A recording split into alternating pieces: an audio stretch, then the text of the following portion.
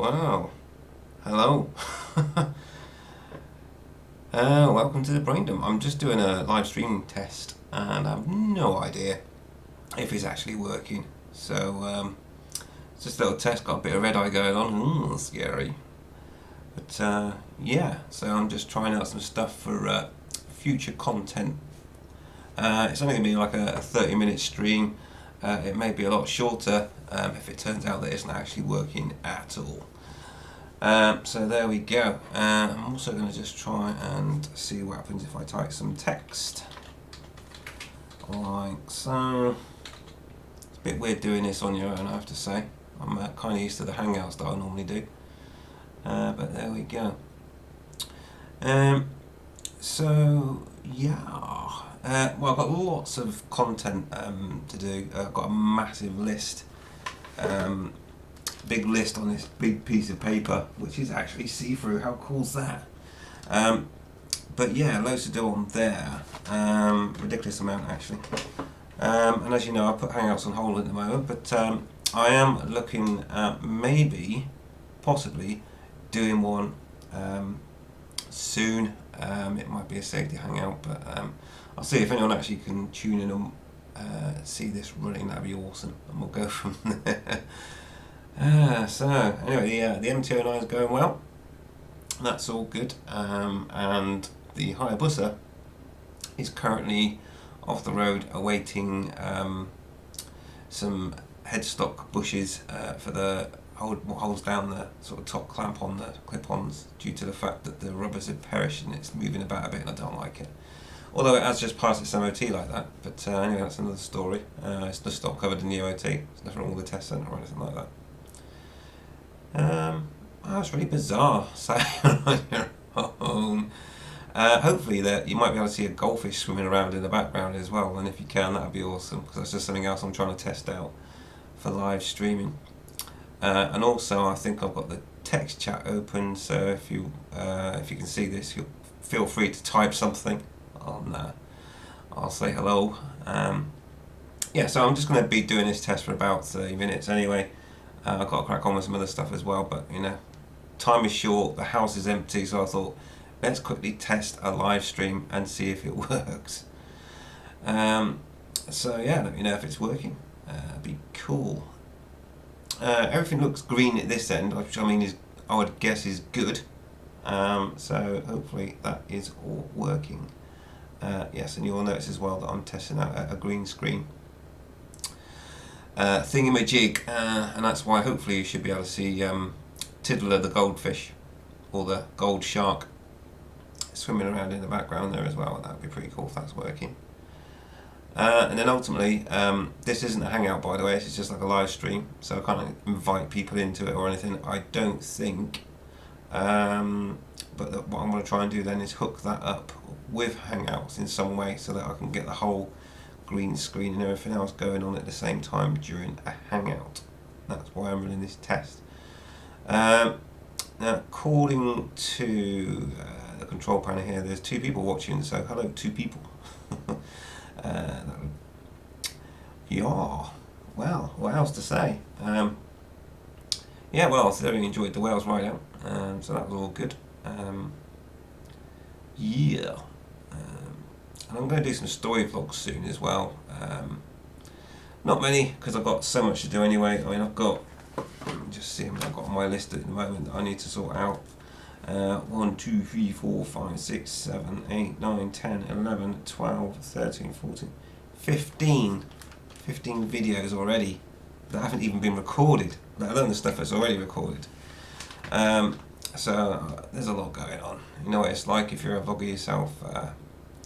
Time gets consumed very quickly, especially with things like editing, and I do want to polish the editing a little bit. I've not had time to make those edits as nice as they would want, as I would want them to be anyway. A bit of a perfectionist when it comes to stuff like that, but yeah, just not having the time really to put all the graphics on top and everything else, because all that takes time. So slightly lazier editing at the moment due to the lack of time. Once I get through all the content that I need to try and get out there, then I can kind of gather, take breath and start doing a bit more with the editing, spending a bit more time on that. And basically, oh, someone's come in with a comment. That's awesome. That means it must be working. And it's Dave Thomas. Hi, Dave. He says that, hi, thanks for doing a video on suspension for the MT-09. Helped me big time. Awesome, buddy. Cool. Yeah, obviously I've still got to do the rear, which is one of the ones on my list of videos to do. You never know, I might get a chance to record it tomorrow if I can. But I also wanted to do one on suspension in general, because a lot of the videos on YouTube about suspension setup seem to get really overly technical and, you know, or going on about sag and this, that and the other, and generally sort of associated with setting up suspension for the racetrack. If you're taking your bike to a racetrack, then as far as I'm concerned, you need to be going to see someone to help you set the suspension up. Even I would, you know, because you've got to sit on the bike and everything else. And then again, it's all about riding style when you're on a track. But the suspension setups I'm doing are for people that ride a bike on the road, you know, to deal with potholes and the like. So that's where I'm going with those. So if you want to do a race setup, then obviously it depends on which track you go in, how you ride, how you take corners, and all that good stuff. And Jay Silver says, I have no idea I ended up here. That's YouTube for you, buddy. Indeed. But it's good, and I hope if anyone is watching this, well, there is, if anyone's watching this, if you can see me and there are, well, if there is a fish swimming behind my head and you can hear me, then that means that it's all working, and that's good. And that's all this is, just a little test. But it does take a while for YouTube to sort of announce the fact that the stream is happening. But there we go. So anyway, thanks for the feedback, David Thomas, on the old suspension setup. That's pretty cool. Yeah. So there we go. And I think you should, if you are watching this, you should be able to rewind it midstream at the moment. I think I've set it up that way. So if you don't know what on earth I'm talking about and why I'm sat here right now, you could rewind it and then see the intro and then sort of like come back to real time again. So let me know if that works as well. That'd be cool. So there we go. Yeah, so what else? Yeah, everyone's out at the moment, so it's just me, so I've got some time just to try out a live stream test.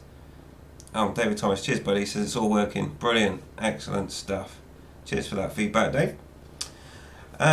Yeah, so the live streaming that I'm doing now, I've got some stuff that I've got planned for the pipeline, so I just wanted to do a test for 30 minutes. For if I was on here, if anyone wanted to ask any questions, then yeah, definitely.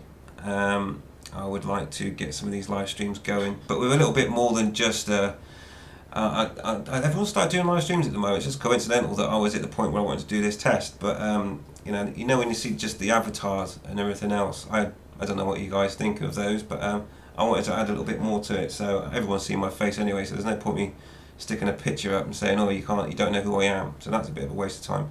But also, like the green screen thing going on behind me there, I want to see if that works, so that I could use that in conjunction with doing like pictures of motorbikes and videos of motorbikes and all sorts of other stuff that I could do in a live stream, which I thought might be entertaining and a little bit more polished.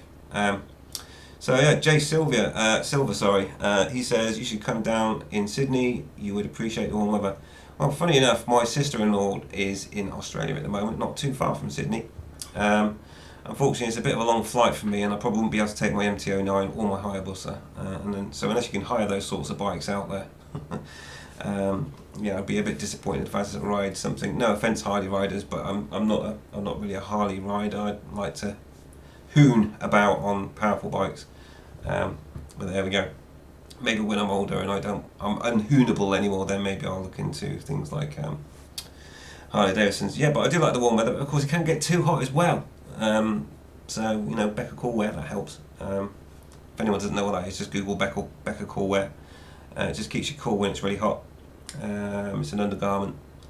But yeah, hot weather can be a bit too much time at times as well. The main thing for me is good road surfaces.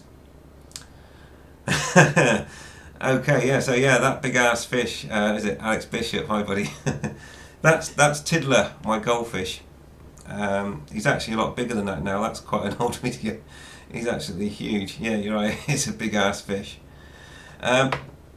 So excellent stuff. It's nice to have people watching my little live stream test. If you want to ask me anything while I'm here testing this out, then please feel free to ask, and I'll happily give you an answer if I can. So I mean, I could give you. I don't like telling you what's coming up because I keep falling into that trap and then not having time to record it.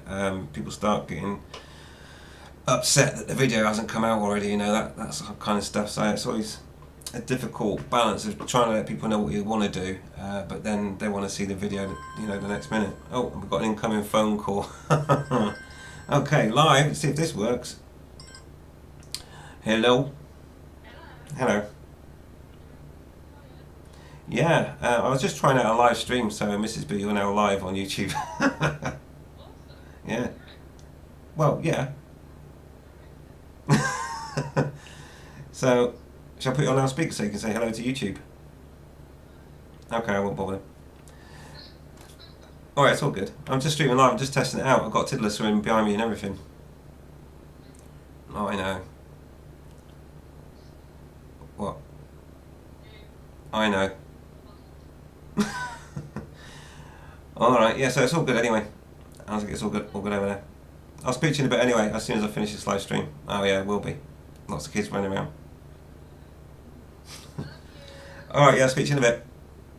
Cheers, bye, bye. Well, that was the famous Mrs. B on the phone. Little did she know that I was going to be trying to test a live stream, so apologies for the phone call there. But anyway, it was Mrs. B, so it's all kind of relevant. Seriously. Oh God, sorry guys, 1 second. Hello. Oh, alright. Cheers, goodbye, I love you. Let me do like. Oh wow, I tell you, sometimes. Yeah, so anyway, she only called back so that make sure that I said I love her. So there we go. She's got it now, so it's all good. Brilliant. Oh my word, someone's did your bike out, hello buddy. So it's just that Alex Bishop says, do you like the colours on your Busa? Yes, I like it being the original colours, the very first colour produced by Suzuki in the very first Hayabusa. So yeah, I love it. If you look at there's an Australian advert actually for the Hayabusa. In the UK we don't get motorbike adverts because I think in government they think the motorbike's dangerous for some reason, so therefore they don't advertise them. But there is an Australian Hayabusa video that advertises Hayabusa when it first comes out, and if you look at that video you'll see it's in the very same colours as my Hayabusa. So yeah, long answer, but yes, I do like the colours of the Hayabusa, and it's nice to have the original very first edition. And Ginger Biker says he's in the bath, so kind of my own hangout. Oh man, that is too much info. Well, should I put Tiddler in the bath for you? That'll sort you out, won't it? Tiddler the shark. Ah dear. Excellent stuff. Ginger Biker, what are you doing in the bath watching YouTube, you weirdo? Ah dear, oh dear. Bathing at this time as well. Okay. It's all strange. So anyway, I hope you're finding this mildly entertaining of some sort. But yeah, it's just like I say, it's a live stream test. And as you can see, it's definitely live. Like when people start texting now, oh look, he's live on TV, let's text him and stuff, just to make his phone go off. But anyway, that was Mrs. B, so I have to answer that one. Apologies for that interruption. So yeah. Oh, Jack Silver. I was looking into the MT-09, MT-07, but I've never ridden a naked bike. How is the wind on those bikes? Okay, good question, Jay Silver. Right, well obviously I've ridden both, I've done reviews on both, and if you look on my channel you'll see the 2 reviews. Naked bikes obviously don't have any wind protection, funny enough, but you still do get a fair amount of protection from the front end anyway, and it's only when you get above speeds of about 80 miles an hour, I don't know what that is in kilometres an hour, but over 80 miles an hour you start to feel it a little bit, and then when you get to about 105, obviously this is on disused non-public roads or closed public roads, when you get to about 105 then it's not very comfortable on a naked bike. But you know, if you're just riding on public roads at 70 miles an hour, which is the maximum speed you can go in the UK, it's absolutely fine, I find. But yeah, both of those bikes are blimmin' awesome as well, the MT-07 and MT-09. And I was a bit torn between which one to get, to be honest, because I wanted the challenge of making the MT-07 as awesome as it can be. And I'm still jealous of the sound that you get from an MT-07 with an Akrapovic on it. It sounds insane. And I prefer the sound of that to my MT-09, the triple. It's just got that thud thud thud on the 07. Sounds absolutely blinking awesome. So yeah, and that's the reason why I've got a naked bike as well, because obviously I've got the Hayabusa, which protects you from the wind, and you wouldn't know, you can get to 150 miles an hour, you wouldn't even know you were doing it on the Hayabusa. So that's why they call it a license loser. Whereas on the MT-09, for blasting round town, it's just perfect, for weaving in and out of traffic and all that. So that's why I got the second bike, and I like the bikes equally for what they do and for the purpose I got them. But yeah, for round town, the MT-09 is definitely the bike to have. Having a sports bike for a ride around town, I feel is a bit of a waste. And I've got both. Okay, mine's not a sports bike. The Hayabusas, they call it a hyper bike. But basically, it's great for doing distance riding in comfort, but having all the speed and pretty much the agility as well as any sport bike, and obviously having that more power as well. So kind of the best of all worlds, really. So I'm quite fortunate. The only thing I want now is a motocrosser. So I used to motocross in my younger years. I won't mind going back to doing that again. But for now, I think 2 is enough for me. And obviously Mrs. B's got her 2 bikes, the SR125 and the SV650F. Or S. No, it's the S, isn't it? Yeah. So yeah, the garage is pretty full at the moment with bikes anyway. We don't have a lot of room. So that's how that is. So that answers your question, Jay. But yeah, wind not an issue on naked bikes unless you're breaking the speed limit, basically. David Thomas, hi buddy, says I've got a little ping screen on my MT-09, and wind isn't a problem at 130 with your head down a bit. Yeah, with your head on the tank. And I don't know how far your screen comes up when you say ping screen. Obviously the ones that just cover the front clocks, basically that really doesn't afford much protection, but if it actually comes up above the clocks, then obviously it's going to start giving you more protection the taller the screen is. But personally for me, I wanted a naked bike for a reason, and therefore I won't be putting any screens on mine. So there we go. But yeah, is 130 kilometers an hour or miles an hour? Because 130 is like the top end of an MT-09, I think, unless you change the gearing. But yeah, obviously you can put your head down on the tank anyway, and then wind's not a problem. But you look a bit silly at times. All can do, but who cares what you look like when you're having fun? That's what I always say. Alex Bishop says, what bike did you start on? My very first bike was a Mobilette, better known as, well at the time it was actually called a Rally Runabout, which had no suspension, 50cc, pedal and go, twist and go.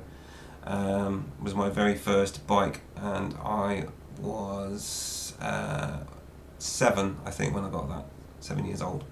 I used to ride the little monkey bikes and stuff when I was a little bit younger than that, but my very first own bike was the Rally Runabout stroke Mobilette. They're pretty much the same bike. And that's what it is. I used to take it off-road, which wasn't very comfortable because there was no suspensions. Used to get bounced around a lot, really. Let some pressure out of the tyres, try and sort of ease the pain, but basically a lot of it was stood up on pedals. It wasn't great, but anyway, that was my very first bike. And my first road legal bike that I got when I was 16 was a Suzuki AP50. That was my very first road legal bike. And yeah, that was an awesome bike. There was 2 bikes back in the day, my days.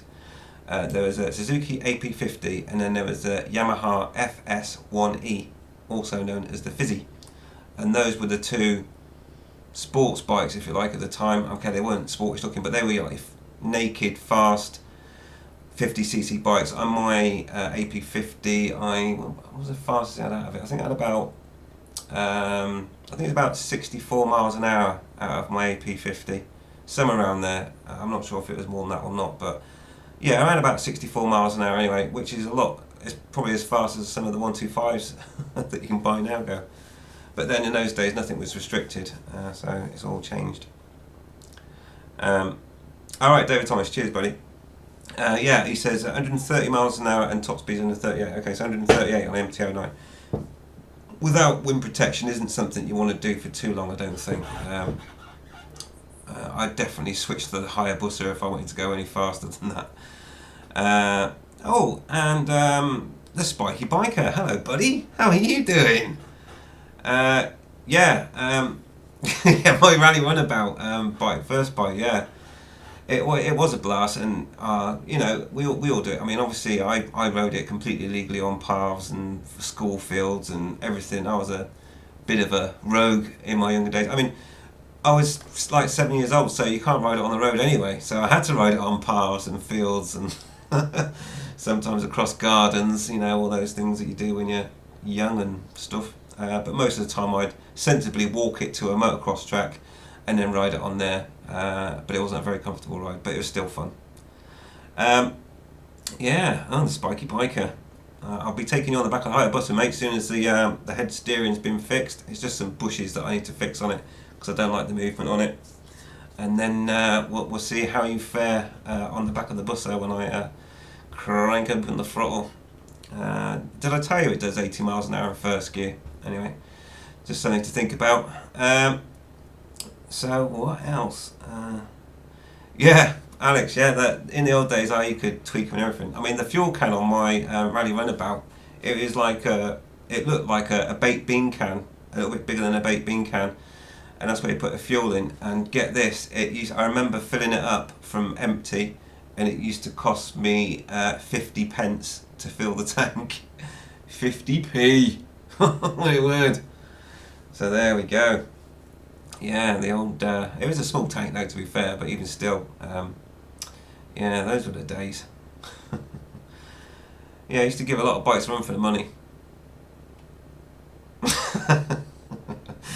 Yes, Alex, just got your comment there as well. Sensibly walk it. Obviously, there's going to be a delay on the stream, which is one of the other things I wanted to test as well. My reaction to your comments and then how quickly that comes out on the stream. So I appreciate you guys tuning in and helping me with me live stream test. You're looking forward to the 80 mile an hour in first gear, buddy? Yeah, I am too. I can't wait to hear your reaction. Yeah, I'm really looking forward to that. And in actual fact, the worst bit is, so I hear, is when you open it up in about third gear. Because you think you're going fast, and then you open it up and you think, oh my god, where is all this power coming from? That's what normally gets them in the stomach. Oh yeah. So yeah, I'm looking forward to that, buddy. Like I said, I've got to get it fixed first. I'm just waiting on the parts. That's all it is. Just waiting on the parts.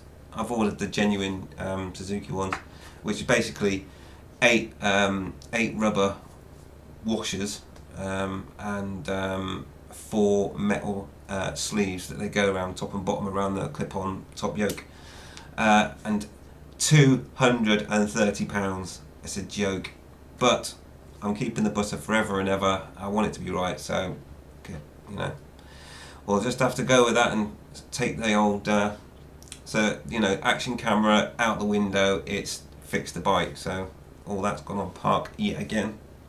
Good old life. So yeah. Oh, excellent. CBR Swifty, I take it that's how you want that pronounced. He says, you can rewind, it just did. Excellent. Good stuff. Yeah, I'm just doing that so that if anyone wants to join a live stream a little bit late, they can rewind, see what the whole point of it was, and then fast forward it. And as you've done, thank you very much, sir. You've confirmed that people can rewind the stream back and catch up, and then sort of get in sync with live or semi-live. I think there's something in the region of about a 10 to 15 second delay. I don't know, but we'll find out when the stream finishes. Just how quickly I can react to any comments that come through, and how quickly then you see that come out your end. I think the stream's pretty much live in terms of the chat, but the actual video is a little bit behind. I think that's the way it works. And that's why I'm testing this, to make sure that is true. So I really appreciate this. Oh, the viewers are going up. Oh dear. And they want to be saying, oh, don't go yet. But yeah, this is just a little short test. I may be tempted to stay a little bit longer if anyone's got any real interest in watching my live stream test or want to ask me any questions. You're more than welcome to whilst I'm doing this live stream. Yeah, so excellente. Yeah, so in terms of bikes, I'm happy with what I've got. I would like to get a motocrosser, but at the moment I just don't have the resource, and also I need to get a bike trailer as well, because if I do get a motocrosser, I won't make it road legal. It'll be off-road, and then maybe do some stuff with that with a camera as well. But we shall see. Yeah.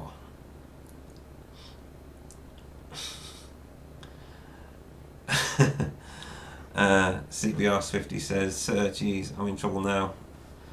Only the police and judges call me that. Call me sir." Rolls on the floor laughing. So yeah, Alex Bishop says, "Would I ever turbo the Bussa?" The one I've got in the garage, the original first edition, no. I'm trying to keep it as standard as possible. I have got a power commander on it. I have got K&Ns, and it's tweaked and it's tuned and it's got the pipes on it, of course. But that's just about it, really. And a lot of that was just to generate a lot more noise, because the stock pipes on the Hayabusa are also, not only are they very quiet, they're also very heavy. So basically I've lightened the load, which makes it a little bit more nimble and a little bit louder and a little bit faster, a little bit more power. And obviously it's not restricted either. So yeah, it will perform really well, let's say. And I don't know if you know, I've drag raced it as well. I don't know if you saw my drag racing videos. I drag raced it as well. First time trying out on the Bussa. I want to do it again because I learned some things after the fact that could have made my times a lot faster down the drag strip. So I do definitely want to get back on a drag strip with it again, with my new knowledge about how to do drag racing. It's all about when you take off, basically. And I was taking off when I saw the green light, and apparently if you do that you're losing half a second.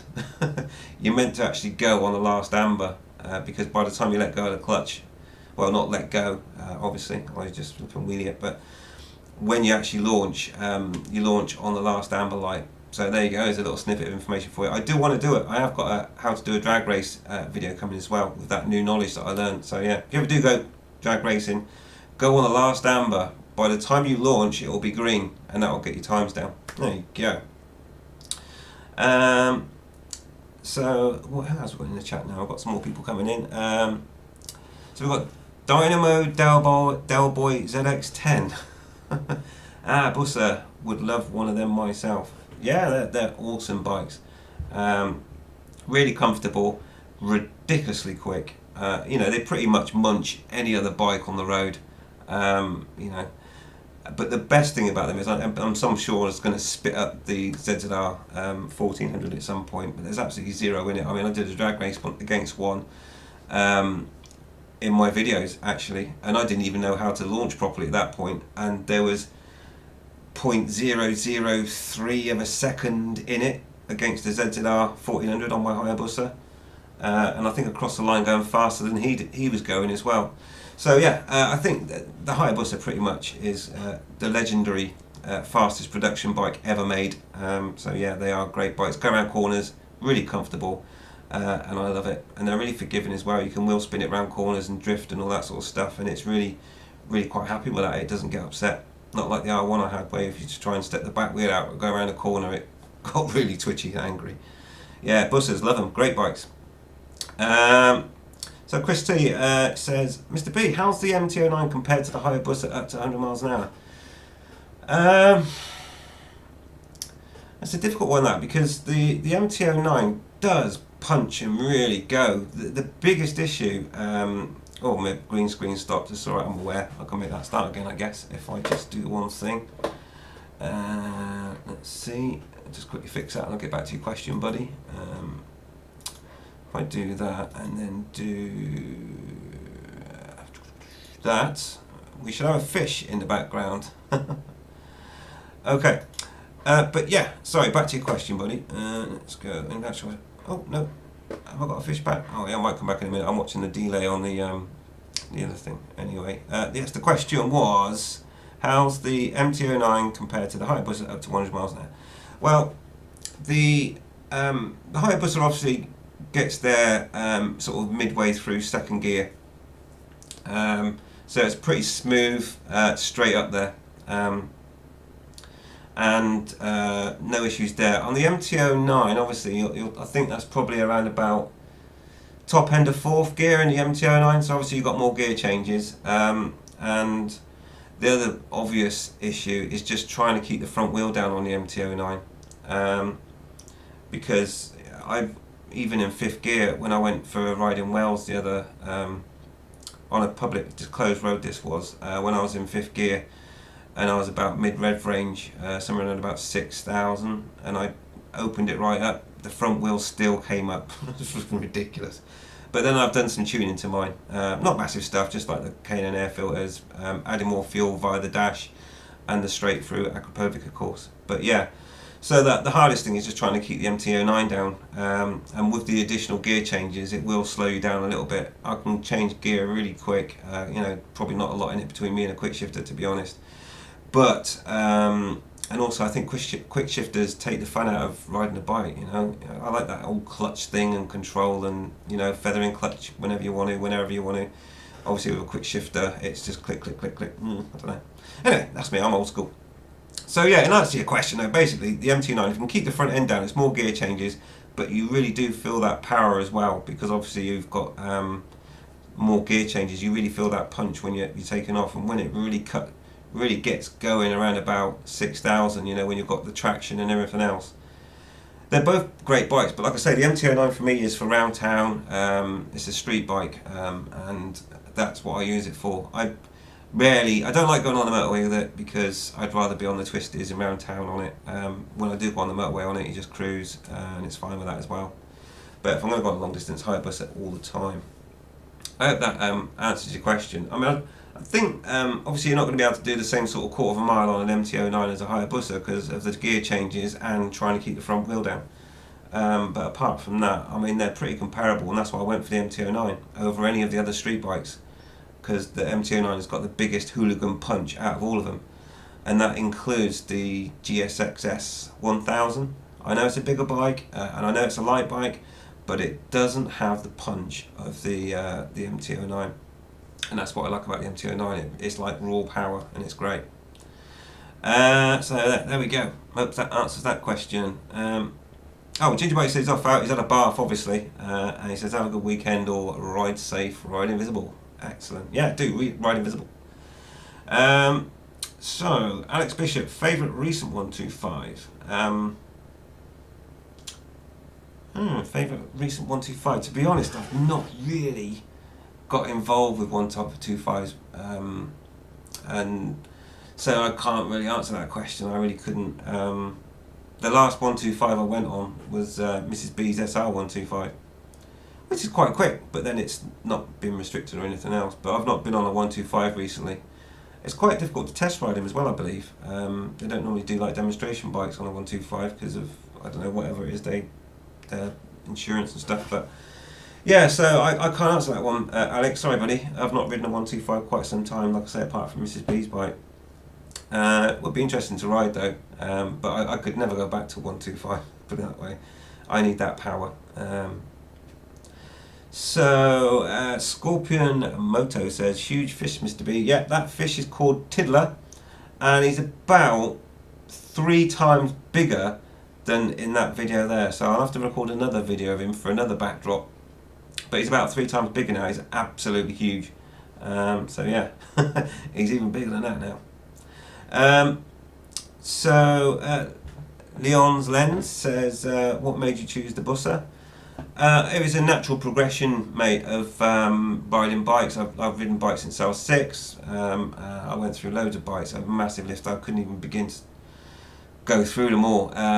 But the last bike that I had, even had the RG Gamma 500, which is a 4-cylinder 2-stroke. Awesome bike, but a bit crazy. The power band was just ridiculous. But yeah, loads of bikes, and I made my way all the way through those, all the way up to an R1. And then the next bike I got was the Black Stealth Hayabusa, because I was right on the R1, but I just wanted something even more powerful. And Hayabusa was the only thing then at that time, and it became to be the world's fastest production bike, and it still is at that time, obviously not restricted. So I got that, and I can tell you straight away that the first 15 to 20 miles, or is it even 50 miles, I was so worried about all the reports that the Hayabusa didn't go around corners and all that sort of thing, because it was a bit like the MT-09 and the snatchy throttle thing that you get now. It's like, oh, you're really worried about the snatchy throttle, but in actual fact, it's all that bollocks. The same with the Hayabusa and the fact that it wouldn't go around corners. But the first 50 miles, I would felt like I'd bought the wrong bike because I was so tense, I couldn't actually ride it properly. And it was only when I settled down and relaxed and actually then rode it, it was then that I suddenly realised that all the rumours about Hayabusas not going around corners was absolute nonsense. In fact, they absolutely love going around corners. So yeah, and that's how I ended up on the Hayabusa, and I've not found anything as comfortable or as quick since, so I'm really happy with the Hayabusa. But like I say, the MT-09 is my mess around bike around town, and it's much better for that than the Hayabusa because of the better steering, and the lock to lock and all that good stuff, and nimble nipping through traffic. And sometimes the front wheel comes up really easy as well. So yeah, that's why I chose the Busa. Bimbleboy Blue says you can test ride my MU125. My M125. Yeah, certainly, mate. I'll give it a test ride. Obviously, I'll put my mindset in of a 125. Yeah, that'd be awesome, mate. I'm quite happy to test ride any bikes, really. Yeah, sorry, mate. Yeah, I picked up the correction. So yeah, definitely, mate. I'll do that. Dave Thomas, what's the worst bike you tested in the last few years? Oh, that's a good question. Well, I won't include the bike because I can't class it as a bike. But I recently rode a bike, but it wasn't a bike. I don't want to give too much away, but there's a video coming on that. If you watch my my last review on the last published one, which was the Tracer review, if you watch it to the end, there's a clue. But apart from that, the worst bike, wow, worst. I mean, the thing is, I'm disappointed with some of the new bikes. I suppose I can't say worst. I think I would say most disappointed. And I think it was.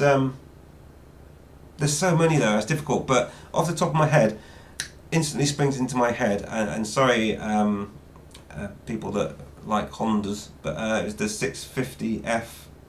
Now I lost the footage on my review for that, and I've not gone back to do it. But it just felt like and also I was disappointed with the Street Triple as well, Street Triple R, because they like ripped the power out of them and kind of like made them safe for accelerating, and they just feel gutless. And I know that's, you're probably thinking, oh my word, those are fast bikes, but they don't have that initial oomph, that punch, like the MT-09 for example. And I was a bit disappointed with them because everyone's like raving about them, but in actual fact, there's no fun. There's no fun in just going really fast for me. I like the acceleration, and those bikes don't have that punchy acceleration that I like. So those would be the most disappointing ones. I'll have to have a think about the worst bike. I'll get back to you on that one. Good question though. Spiky bike. I need to get myself one of those green screens so I can have a big fish floating in the back of me. And he's off as well. Yeah, no worries. This is only meant to be a short stream anyway. I've probably overrun already. And there's now 8 people watching. Well, that's crazy. Because it was kind of just off the cuff, this. Highwayman says, would you swap your MT-09 for an RD 350LC? See, I had one of those. Would I swap? I probably wouldn't, because I would be really disappointed now in the difference in power. I would like to have one. My brother has 2 RD 350LCs. He's also got a torque induction air cooled, one with a coffin tank as well. He's kind of got like a little mini bike museum. I'll have to go back down and see him again and maybe record some video of all the bikes he's got. But no, I'm quite happy with the MT-09 in terms of just riding around. If I had the space and everything else, oh yeah, I would like to get some of those classics back. But I was actually more the pre-LC on the RDs, and I had all the RDs. I had the RD125 twin, which was quite rare, the RD200 twin, the 250, the 350 and the 400. I went through all of those. The best one out of them all though was the 350, I have to say. Obviously it was in yellow and black, but yeah. So yeah, good question, Highwayman. But I wouldn't swap. I would certainly, if someone was to say, "Hey, do you want this RD350 LC?" I'd snap their hands off. But then I have to find somewhere to put it as well. But yeah, I'd love to have another go on one. Oh wow, with all speed exhausts, K&N, obviously air filters, Boyson Reeds. This is the air cooled version I'm talking about now, obviously, and obviously the appropriate jetting to go with all that, and just that sound. Ah, wow. Can't beat the two-stroke sound when it's like that. I tell you, beautiful. So, good question now, Highwayman. Leon's Lens says, thanks for that. You're welcome, buddy, no problem. Bimble Boy Blue, I'll jog alongside you as you do it on my test ride to 125. Yeah, you jog along with me, mate, and I'll try and keep up with you. That would be awesome. Excellent stuff. Red19 UK says, I'm a new rider on a YBR 125. Do you have any advice about dealing with idiot drivers who seem to treat L plates like a red rag to ball? Yeah. And seem to love sitting a few feet off a back wheel. Yeah, mate, I see it all the time. It even happened to, I don't know if you've watched the channel recently or watched the channel, but Mrs. B's still on L plates, and she still gets harassed. And unfortunately, the L plate for idiot drivers is an indication that they can intimidate you, and it's disgusting. And I will, if I'm out and about and I ever see a learner driver or rider, getting intimidated by a car, obviously I'll either be on the Hayabusa or the MT-09. They soon find out who's going to do the intimidating, because I'll stick up for the learner riders and I'll get in there and basically tell the driver to flipping wind their neck in a way that I deal with that, which I won't disclose live on air.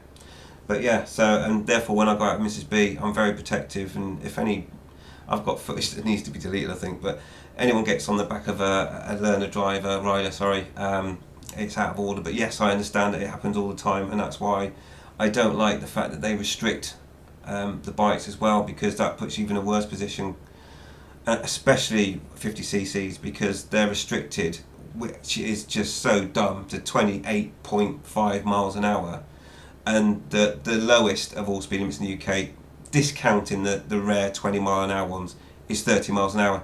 So you've got someone on a 50cc with L plates that can only do 28 miles an hour, with cars backed up, going, oh my god, why are you going under 30 miles an hour? And that's because they're restricted, and that's when they get on your arse and everything else. And I absolutely detest it, mate, and I know how it feels. So yeah, I the only advice I can give you is try and see if I don't want to stereotype, but if the car's got tinted windows all the way around, go faster stripes, allowed exhaust, and the driver's wearing a cap, you're wasting your time. But to do anything other than just pull over and let them go past, and don't get upset about it, just let them get on their way. I even do it now, like the bell end in the BMW video. Yeah, I got a powerful bike, I could have totally blown that BMW away, but I'm just making my way home. He wants to get on my arse, I'll get out of the way and then let him get on his way. And then just so happened he was texting as well, which is ridiculous. Just get out of the way of them. You know, even I do it. I still get out of the way of idiots, because you're not going to win against a car on a bike. You're just not going to win. So just move over, let them get on. Don't and then obviously don't get too hype about it, because you see a lot of videos where people get harassed by cars, and obviously the adrenaline gets going. And once the event has passed, whether they've let the car go or the car goes a different direction or whatever, watch their riding just after the event, and they're more aggressive. Try not to let that happen. Just let them go arsehole. Maybe catch it on YouTube, but try and relax, keep it cool, and that's really hard to do. I'll tell you. I can tell you that from experience. But I've learned to do that now. I've learned to, just brush it off, let them get past, and don't let it affect your riding after the event. So that's the advice I can give you there, buddy. Hope that helps. Scorpion Moto says, thinking of changing from FZ6 to Street Triple. What do you think? Okay. Yeah, whatever style of bike you want, mate. You've seen my review, I guess, on the Street Triple. Just a point of note, the new Street Triple R, the new version, is a little bit less punchy than the previous version. So if you're in the market for a second-hand Street Triple, I would go for the one with the undersea exhausts. They've got more punch and they're more fun than the new version, because they've changed the gearing.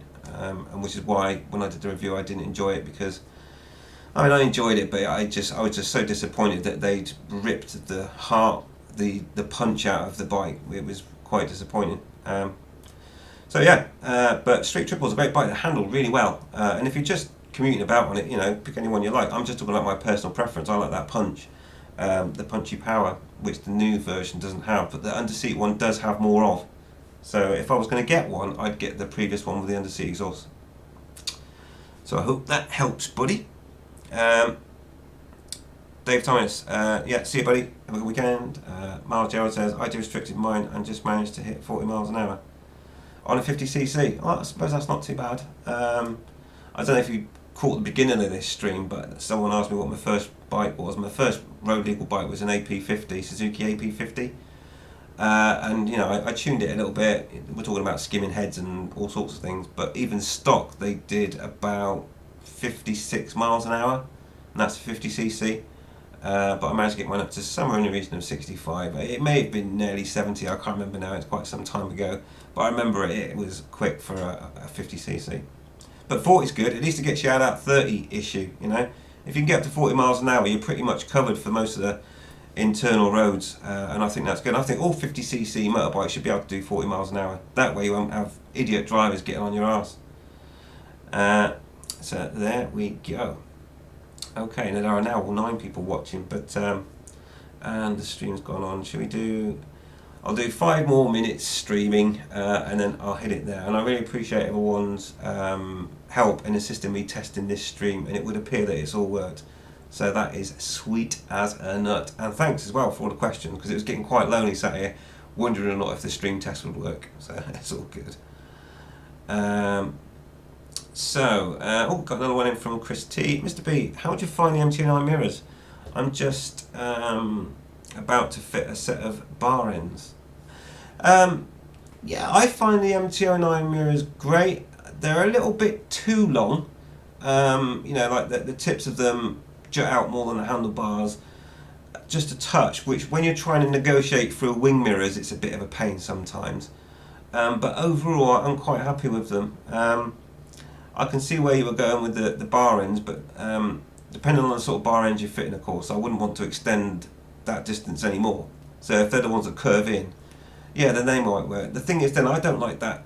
I like to sort of have free movement of getting onto the bars with my hands. And if I've got to negotiate a mirror, I don't know how I'd like that very much. It's like the finger guards or lever guards, like on the Tracer, having something wrapped around my hand, although they aren't intrusive as much as a bar end mirror is. I don't know, I just kind of don't like it too much. I mean, if I was doing motocross, then yeah, I would have them on because they protect your hands. Back in the day, I used to have them, but they were like really flimsy, basically flaps that stood in front of them, which protected you from most of the stones and stuff that got thrown at you. But yeah, no, I'd be interested to see what your bar ends look like, mate. So if you ever do get them fitted, let me know what you have fitted and how they are. I'm not really into bar ends, but if the right ones come along that weren't too intrusive and help me filter easier, then I would definitely consider them, yeah.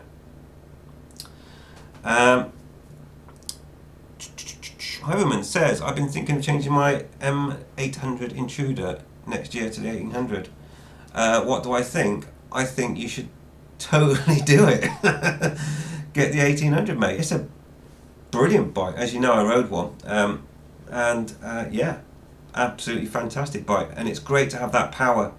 I know I'm a power freak, but it is nice, you get on the 800, obviously it's got nowhere near the punch of a bigger bike, and I find just having that, I find power gives me another option. That's why I'm obsessed with having powerful bikes, because I can accelerate out of trouble, or I can brake out of trouble, or I can swerve out of trouble, and so therefore the bike has to be powerful, nimble, and have good brakes.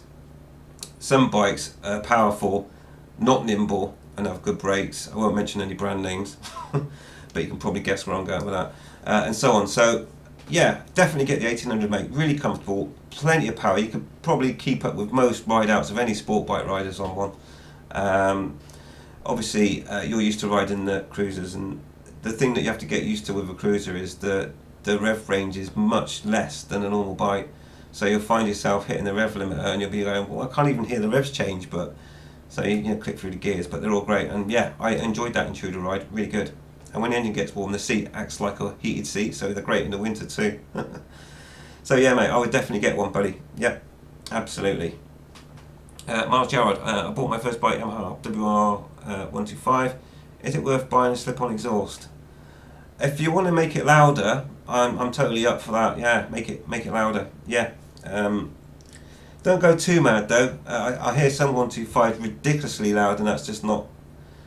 It's just not good. That just annoys people. Then just loud enough so that pedestrians and other cars can hear you. Don't go over the top with the noise level on a 125, because you hear all this noise, and then they sort of like 5 minutes later they come by you at 50 miles an hour, and you think that's a lot of noise for that speed. So a sensible amount of noise level from a 125 is I'm in favour of.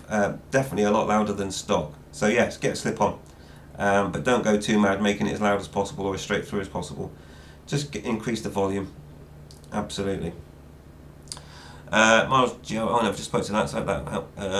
Alright, okay, so Chris T says, yeah, they are the fold-in type. Well, yeah, you'll have to let me know what they are, mate. Maybe put a link or something, or just tell me what they are and I'll Google them. If you put a link in the description, comments or whatever, I'll have a look. Because yeah, I do find the mirrors on the MT09. I mean, yeah, I can still filter through like a boss, not a problem, but it's just that having to jiggle around to get the mirrors through as well without clipping door mirrors is the thing that I find. So yeah, I'd be interested to look at those. Tom Hill, I'm looking at getting an MT09 next year. Got my heart set on them. Yeah, Tom. If that's the sort of bike you're after, if you're after a bike to hoon around town, then I've ridden pretty much all there is out there at the moment, and I have to say the MT09 is definitely the best. If you're a hooligan, that is. If you're scared of going, or if you're scared of power, then probably wouldn't go for an MT09. I would maybe go for something else, or the MT07. But even those MT07s, once you twiddle with them, get the Akrapovic on, K&N air filter and everything else, again, you'll still be looking at the sky in first, second and third, even on a MT07. So, but they are great bikes. And of course, you control the throttle though, so you know, whatever floats your boat. But yeah, I absolutely love the MT range, 07 and 09 for sure.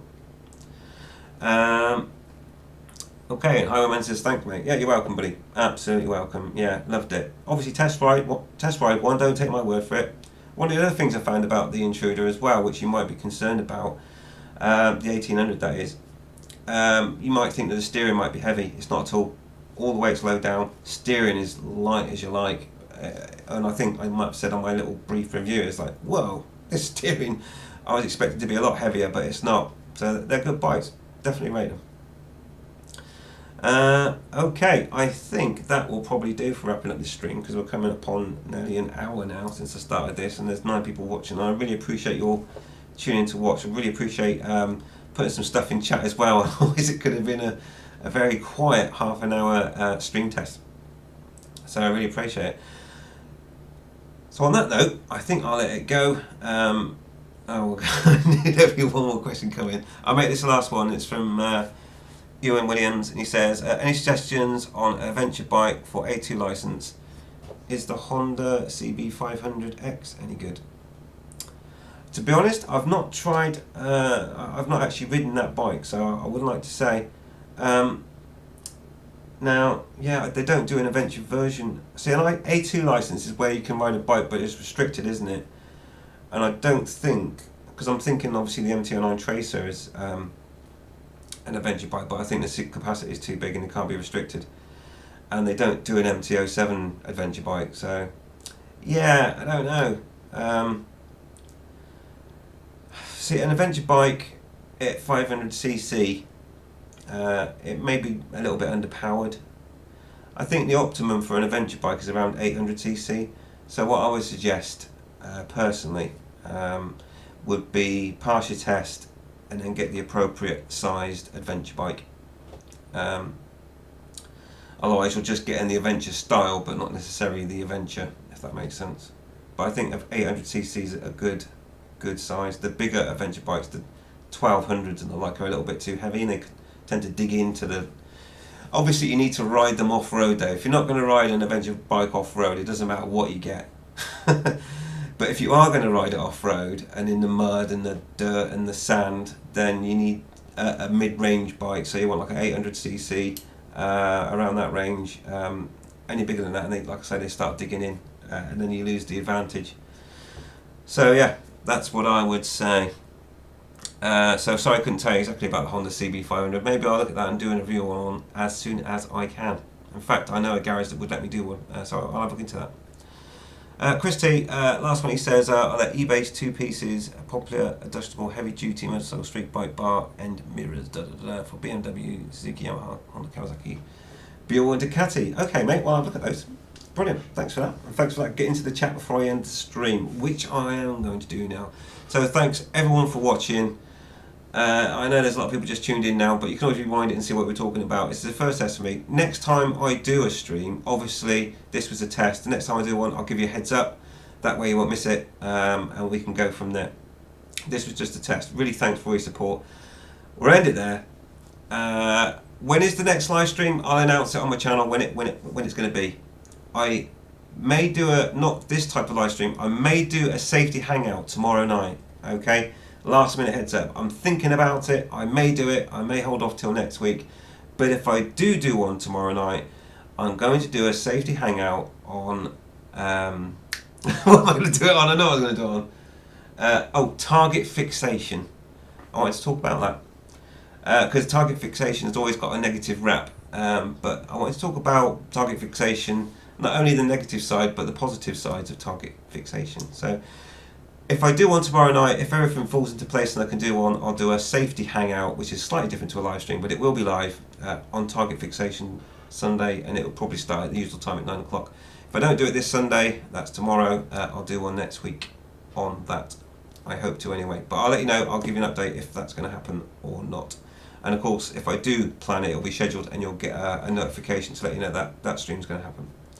Right. Okay, thanks everyone. Thanks for tuning in. I hope you enjoyed this live stream test. Thanks for all the brilliant questions. It's been great. And I will see you soon. And don't forget to ride safe, ride invisible. Love you all. Bye.